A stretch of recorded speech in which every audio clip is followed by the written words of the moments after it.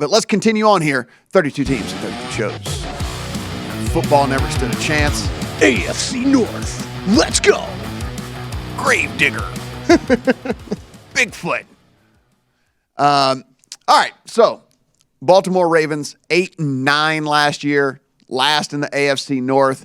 Started off the season 8-3, and then 6 straight losses to end the season. Their first losing season since 2015. Missed the playoffs for the first time since 2017. Lamar Jackson started 12 games. Tyler Huntley starting 4 or 5 games, I guess, for them, something like that. Don't forget the Josh Johnson game. Yes, the Josh Johnson game as well. I forgot about that. So this team, if we start to really kind of take a look at this team from top to bottom here, Jeff, it is, coaching staff, obviously, we know where this is at the top, one of the very best head coaches in all of the NFL. That being said, look, he has had to really try.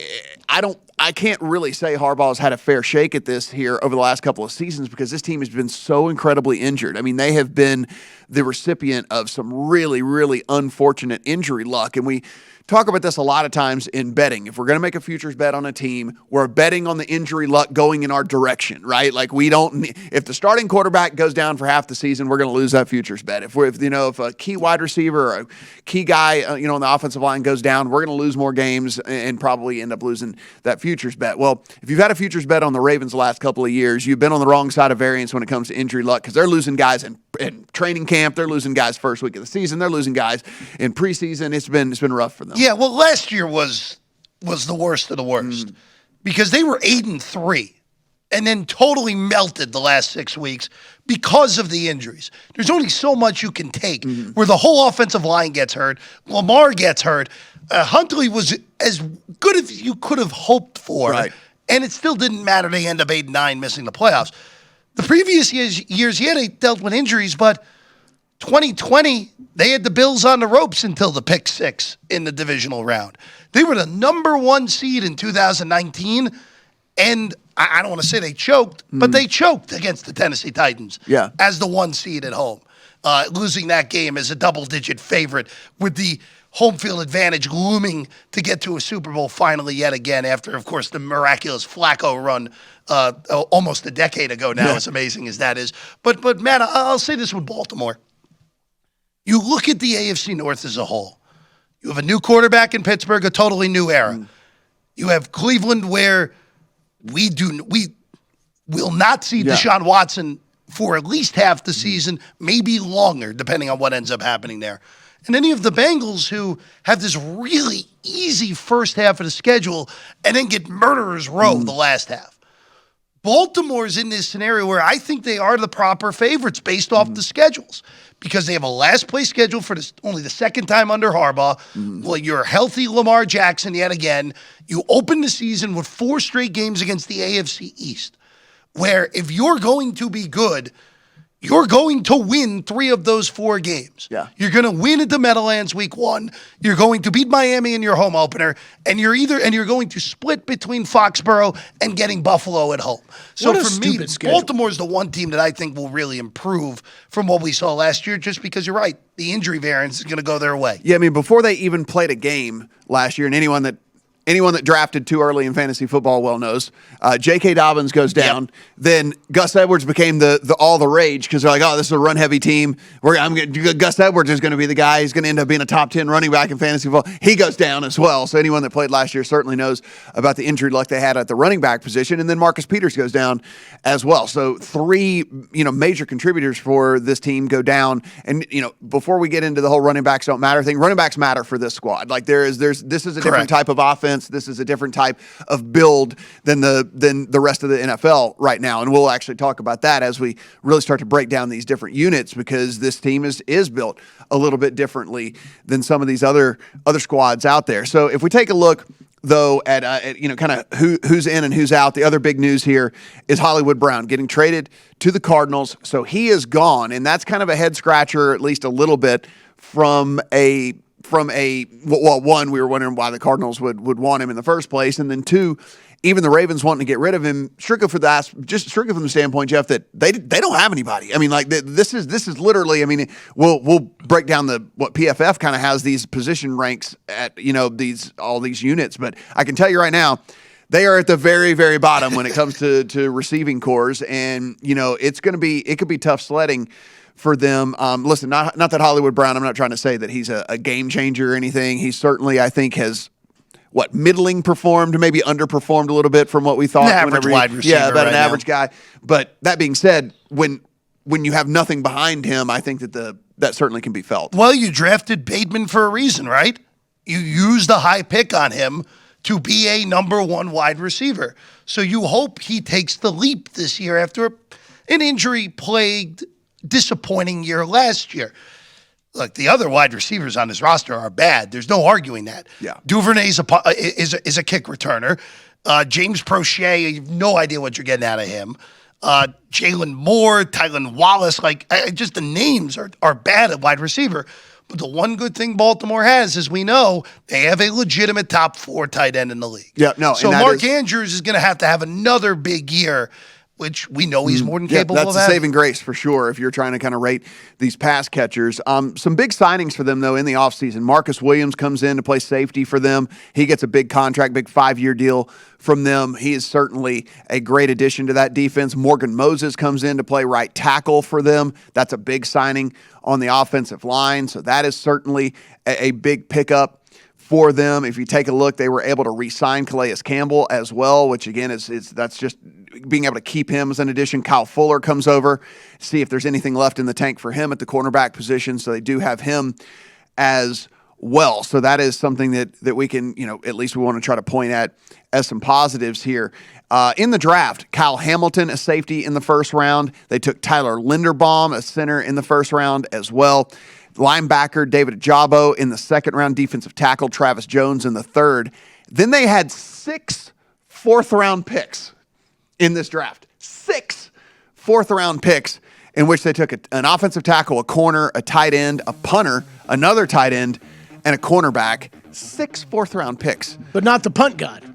But not the punt god. Yes, but not the punt god. It was Jordan Stout that Penn State in the fourth round there. But 6 fourth-round picks. But they did at least refill some positions for some of these other things that they lost in free agency and trades. We'll take a look at all these positional rankings as well in our final thoughts on the Baltimore Ravens coming back. If we continue on with 32 teams in 32 shows with the Baltimore Ravens, we talked at the last segment here about some of the moves that they made, which I think are really good. Marcus Williams is a very good signing. Morgan Moses is a very good signing. I think they did well in the draft as well to get all those middle round picks and at least get some depth at some of these positions because, as we just mentioned, the big thing for them has been injuries. And so being able to go in 6 fourth-round picks and being able to get some depth in there for this squad as well is something that I think can certainly work in their favor. But if we do want to start to look at what this team did last season and how they could improve this season, if we go to Football Outsiders, they were 19th overall as a team, DVOA,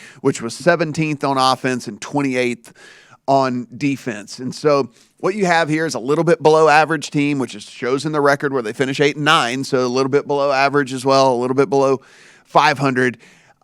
Sharp Football has this as the 11th easiest schedule, though, in 2022. So despite the fact that they are playing in a division with, the Bengals, who are coming off of a Super Bowl appearance, with the Browns, who at least on paper, outside of whatever's going to happen at the quarterback position, at least on paper, has a very talented roster, might not come to fruition if Jacoby Brissett has to play the whole season for them. And, kind of a wild card-ish type team in Pittsburgh because we don't really know what that quarterback position is going to produce for them. So what Warren also has them is projected at 9.65 wins. You can see that the win total is at 9.5, so really no value there on them at all in the yes or the no to go over or under there. I look at it like this. So, Jeff, when I look at this division, we know that we're getting 2 games against Cincinnati, against Cleveland, against Pittsburgh. You're hoping for a split against Cincinnati. You're hoping to sweep the Steelers, and then the Browns is a wild card because, again, we don't know who's going to be playing quarterback and all that. I think at this point, as we sit today, they're probably probably hoping for a sweep. But I think even they would take a 1-1 here. So when we look at the schedule, that is again by Sharp Football ranked the 11th easiest. I mean, it's a nice way to start with the Jets. Then you look here. What are the Patriots going to be here in year 2 of Mac Jones? I think they'll be fine. I think the Ravens should be better than them. You get the Giants in week 6. Do they take a step forward? Brian Daboll at head coach there. Can they finally get anything out of Daniel Jones? Then we go. You have the Panthers and the Jags back-to-back after a week 10 bye, week 11, week 12, Panthers, Jags. Broncos, do they mesh? We don't really know. We'll find that out as well. And then the Falcons, you get a nice little week 16 respite there against them, who are projected to be one of the very worst teams in all of the NFL. So, look, not super, super easy, but this is certainly a manageable and navigable schedule. Well, it's kind of like the Raiders the other day when we talked about the middle of the schedule being the easiest for them. You look at Baltimore's schedule. Again, we're going to assume Deshaun Watson's not going to be there in week 7. Yeah. I think that's a pretty safe assumption at this point. That middle of the schedule, starting in week 6 and going to week 12, other than Tampa, the expectation should be Baltimore's favored in every one of those games. And you look early in the year, they're a favorite at New York. Yeah. You're probably going to end up being about 6 when that's all said and done. I really do think that it's going to balloon by the time we get to that game in September. And maybe the best buy, I bet you if you polled all the NFL GMs and even the players themselves, I think a week 10 or 11 bye. 9, 10, 11 is where you want it. Would be where they would say, they would just love that. Like, let's get a rest in the middle of the season and then hit that second half and go after it hard. So I think the bye week even feels pretty good. Yeah, it lands at a good spot. Yeah. And look, for Baltimore, it's all going to come down to how do you play your division this year? Because you can make an argument, even with Watson potentially gone the whole year, that Cleveland could still make the playoffs if Jacoby Brissett overachieves or if somehow they repair the bridge that has been severely burned with Baker Mayfield. So if you're Baltimore, you go 4-2 in the NFC North this year, in the AFC North, you're making the playoffs if you go over 500 in your division. And you look at the way the schedule breaks, it is backloaded. 4 out of the last 5 are in division. So you're going to they could very easily have a pretty nice record going into those last 5 weeks. And if you go 1-3, 0-4 in your division, get swept by Pittsburgh, you're not going to get there. Yeah, no, absolutely. ESPN actually has this roster ranked. And listen, like we said, they made some good signings. They get some guys back healthy. Actually has this team ranked 12th overall in the NFL. That feels about right. As far as roster rankings and what it looks like, at least on paper, right? I mean, still have to go out and perform on the field, but at least on paper, has them as the 12th most talented roster in the NFL as we head into 2022. Pro Football Focus has them as the 11th ranked power-rated team heading into this season. And again, a lot of that has to do with the fact that you do have a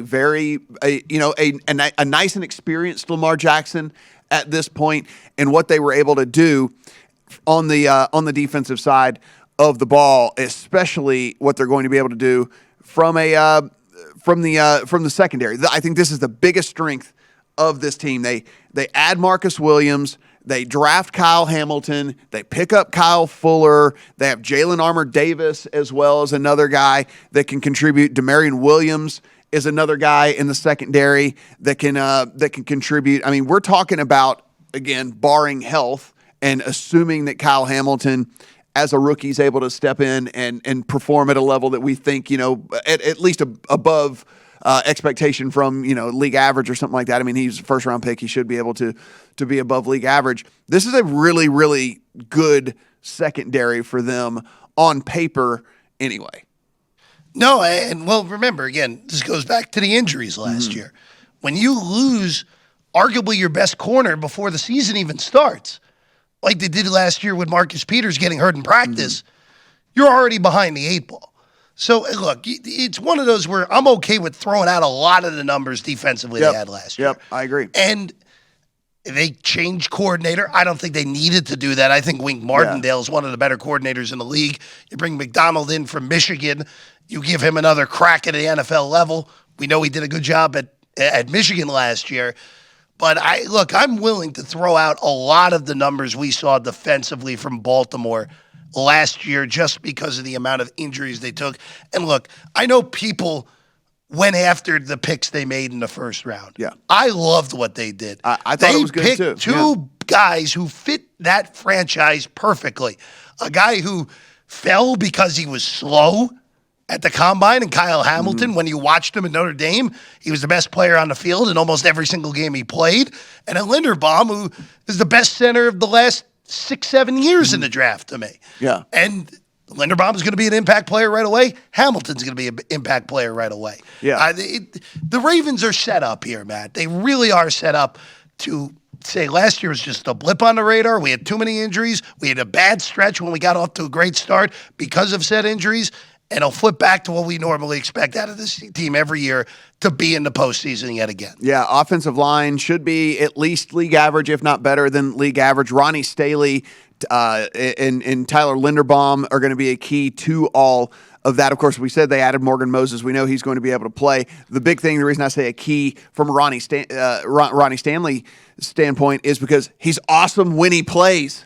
The thing is, he's only played 380 snaps the last 2 seasons. When he's on the field, he has graded out incredibly high, according to Pro Football Focus. But the problem is that he's just not been out on the field very much. On the defensive line, look, should be solid. They're going to need some. They're going to need Owe to kind of step up here in year 2 and be able to get a little bit more pressure than he got as a rookie. So there's certainly that. But I do like this. Re-signing Calais Campbell is certainly huge for this team as well. It really does come down to this receiving core and whether they're going to be able to move the ball, Jeff, whenever they have to, right? Like you lose Hollywood Brown, and that's all fine and dandy. Like, again, we're trying to say we're not in love with him. We don't think that he's the greatest or anything like that. But now you're going into this season with Rashad Bateman, Devin Duvernay. It's a bad receiving core. And these are guys that are going to have to contribute instantly for this squad. And so when you're 1 and 2 are Rashad Bateman and Devin Duvernay, man, it's tough. I have some questions. Yeah. And then look, again, it really does come down to, are they able to block like they did in the past in the run game? And how big of an impact is Mark Andrews going to be able to still have? Yeah. So, I trust this coaching staff. I trust Harbaugh. Yeah. If Lamar stays healthy, they should be back in the playoffs, especially with that easy schedule that you mentioned. I do like them as a playoff team. I don't know if I'd pull the trigger on them to win the division, though. I still think Cincinnati takes a big step forward this year with that offensive line completely revamped and Joe Burrow not having to run for his life all the time. So I think that, what they have there at the quarterback position and the wide receiver position, I think they could still be pretty tough. But I do like what we're going to be getting out of the Ravens.